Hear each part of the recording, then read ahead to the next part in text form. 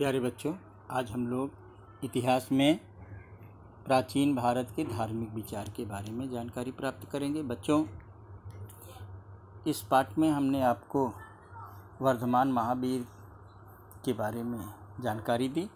आज हम लोग गौतम बुद्ध के बारे में जानकारी प्राप्त करेंगे। इनका जो काल था वो ईसा पूर्व 563 से ईसा पूर्व 483 तक। बच्चों, गौतम बुद्ध का जन्म नेपाल के लुम्बिनी वन में हुआ था। उनके पिता का नाम शुद्धोधन, माता का नाम माया देवी था। इनका मूल नाम जो था वो सिद्धार्थ था। इन्हें मानव जीवन का संपूर्ण ज्ञान प्राप्त हुआ, इसलिए ही इनको बुद्ध कहा गया।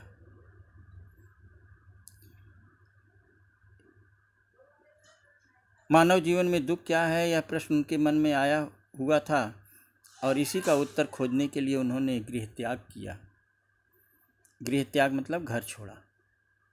और वैशाख पूर्णिमा के दिन बिहार के गया शहर में उर्वेला नामक स्थान पर पीपल के पेड़ के नीचे उनको बोध अर्थात सर्वोच्च ज्ञान की प्राप्ति हुई।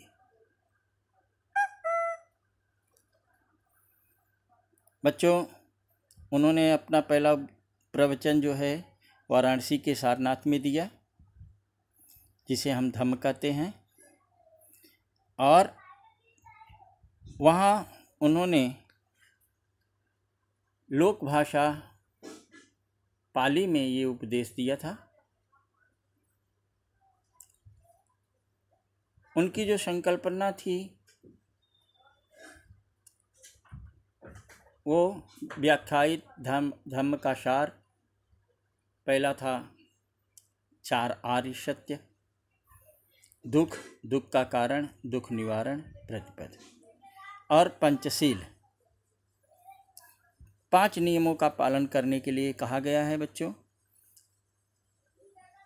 प्राणियों की हत्या करने से दूर रहें, चोरी से दूर रहें, अनैतिक आचरण से दूर रहें, असत्य बोलने से दूर रहें, नशीले पदार्थों का सेवन करने से दूर रहें।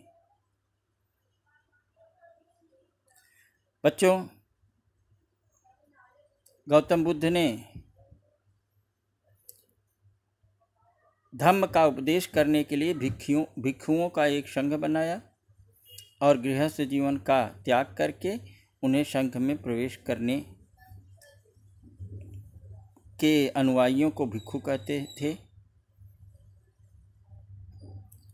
स्त्रियों का स्वतंत्र संघ था, उन्हें भिक्षुणी कहते थे। सभी वर्णों और जातियों के लोगों को बौद्ध धर्म में प्रवेश था। बच्चों,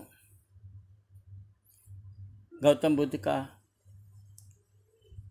अष्टांगिक मार्ग, इसमें 4 आर्य सत्यों का ज्ञान होना, सम्यक संकल्प, हिंसा आदि बातों का त्याग करना, सम्यक वाक्वाणी, असत्य, चुगलखोरी, कठोरता, अनर्गल बातों में न रहना, सम्यक कर्म, सजीवों की हत्या, चोरी और दुराचार से दूर रहना, सम्यक जीविका, अवैध अथवा अनुचित ढंग से आजीविका चलाने के बदले उचित ढंग से चलाना, सम्यक व्यायाम, व्यायाम का अर्थ प्रयत्न है, बुरे कर्म उत्पन्न नहीं होने चाहिए और अगर है तो उसका त्याग करें,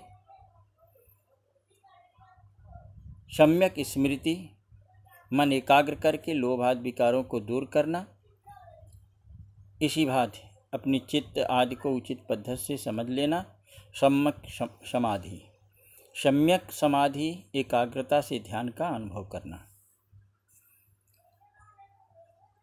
बच्चों, गौतम बुद्ध ने जो उपदेश दिया उसमें उन्होंने वर्ण आदि के आधार पर मान्य विषमता को नकार दिया।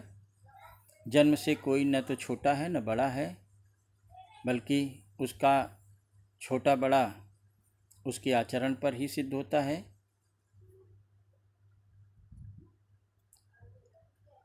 पुरुषों के समान स्त्रियों को भी स्वयं की उन्नति करने का अधिकार है। यज्ञ और कर्मकांड का उन्होंने विरोध किया। प्रज्ञाशील आदि मूल्यों का उपदेश किया। करुणा उनके व्यक्तित्व की असाधारण विशेषता थी। सभी जीवों के प्रति करुणा होनी चाहिए। तो बच्चों, इस ढंग से हम लोग आज गौतम बुद्ध के बारे में जानकारी प्राप्त किए। इसके बाद हम आपको यहूदी धर्म, इस्लाम धर्म, पारसी धर्म आदि के बारे में बताएंगे। लेकिन आज मैं आप लोगों को गौतम बुद्ध से संबंधित कुछ प्रश्न दे रहा हूँ, उसे आप लोग उसका उत्तर लिखिए और लिख करके मेरे पास भेज दीजिए। Thank you.